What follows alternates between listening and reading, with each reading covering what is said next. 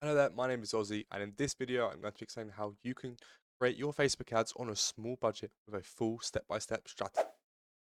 Okay, so let's jump into things. So the first thing I want to discuss on a step-by-step strategy on your Facebook ads on a small budget is what actually is a small budget. So you can run your Facebook ads between, £10 a day to £500 a day, really depending on what your goals and aims are. But I would class a small budget anything below £15 a day. So let's jump into how you can optimize your ads for under £15 a day. So the first thing you want to be doing is you want to be modeling what already works. And how you can do this is you can visit the Meta Ads Library. And what the Meta Ads Library is, it's a section where you can view every single ad in the whole entire world. So every single ad that is published on Meta.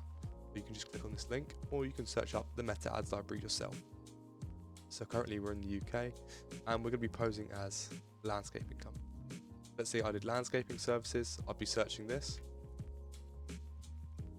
Now what I can do is I can view every single landscaping ad in the UK over the last 6 months or so. Here we have all of them. So let's just say we wanted to create one that worked. What we do then, we look for an ad that has been active over 90 days. And what this shows to us is that the ad has been published for longer than 90 days, meaning that it's probably been working. So here is just 5. Okay, so now these are ads that have been active for over 6 months, and that's what we want to be looking for. So we look for these ads, these are ads that are already working. So we can guarantee that if we follow a similar style of ad to these, like a video for example, then we can make the most of our budget. And what you want to be studying is this call to action here. Get quote in this instance, what they're running their leads to. Is it a landing page, a lead form, how they're collecting their data? Essentially, what are their hooks and what brings in people in their details. Just study these, have a look, and see what is working best and try and replicate that. Obviously, don't copy it, just take inspiration and adapt it for your own product or your own service, whatever you're wanting to do. Just look at things that have been active for over 90 days.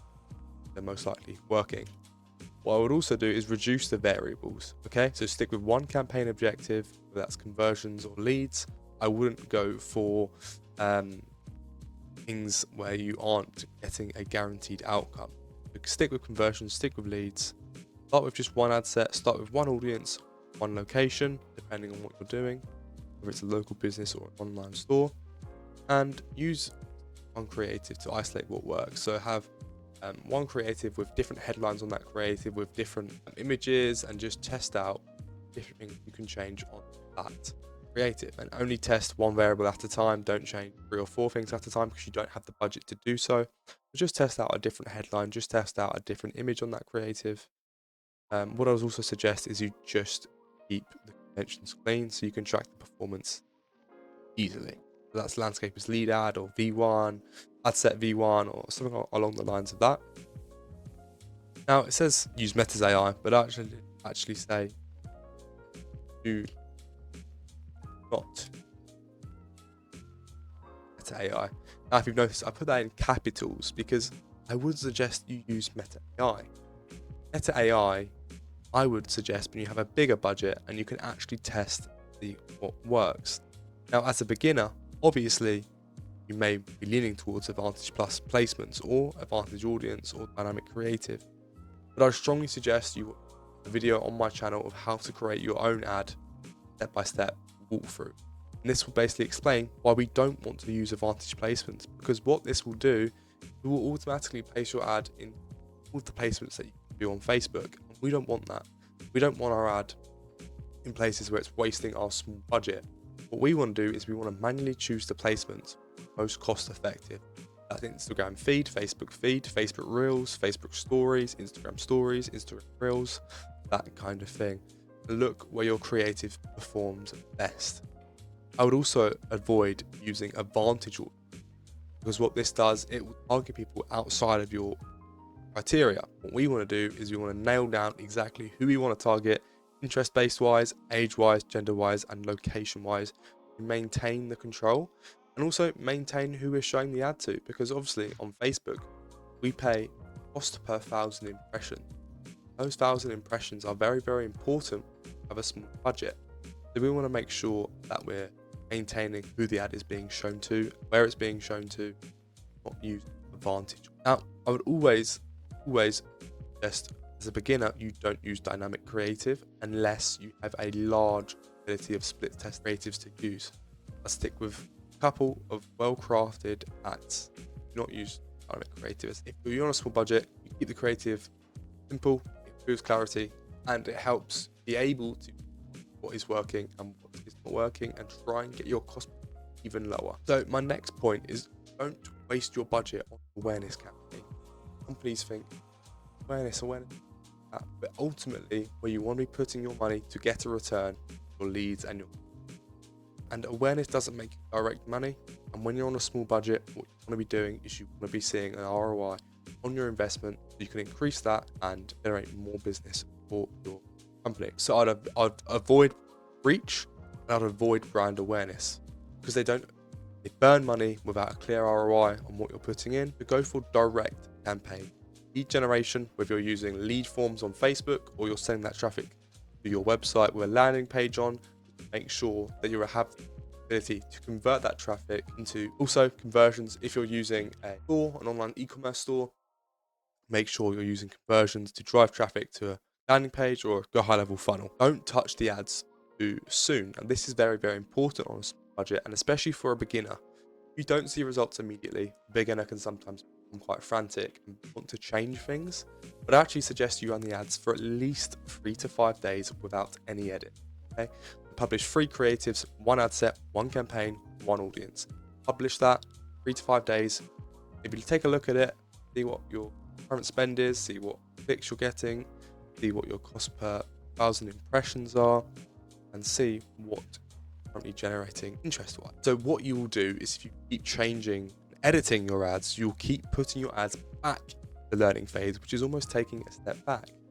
When you're on a small budget, you don't want to be doing this. You keep your ads learning and learning rather than keep restarting the learning phase and starting the learning. Because you only have a small budget. But what you want to avoid doing is micromanaging. Now, my next section is niche down. So don't target on everyone. Focus on one specific avatar. Okay? Now, what I mean by this is, if you're doing landscaping, maybe focus on one landscaping service in one local area. Don't go broad and say you're just a landscaper in Leeds. We'll be saying you're a landscaper in Leeds who does X, Y, Z. Now, what this does is it optimizes your budget for that specific service. You're not maybe putting your ad out into a bunch of headless chickens who are actually finding who want that service and putting that ad in front of them, rather than them having to come to a landscaper and say, oh, do they do this? Do they do that?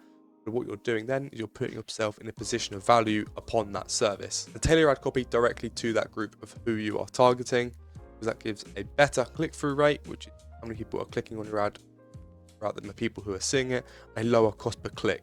Now, this is something slightly more advanced that if you're doing on a small budget, you may want to look out for. So watch out for the tools and betas what Meta publish, and my channel doing all the regular updates, so keep in touch here and I'll be explaining exactly what the new tools are on Meta. So conversion API is very, very important. I think I've done a video on my channel before, so if you want to take a look at that and see if you can implement that 10x your Facebook results, I'd strongly suggest that you add the KPI to your Facebook ads. Form optimization and the budgets, more agility. So test early before the competition drives up, and just follow industry blogs. Follow channels like mine, follow YouTube channels who are doing how-to videos, follow YouTube channels to keep up with the feed. So make sure that you're keeping up to date with all of Facebook's new features.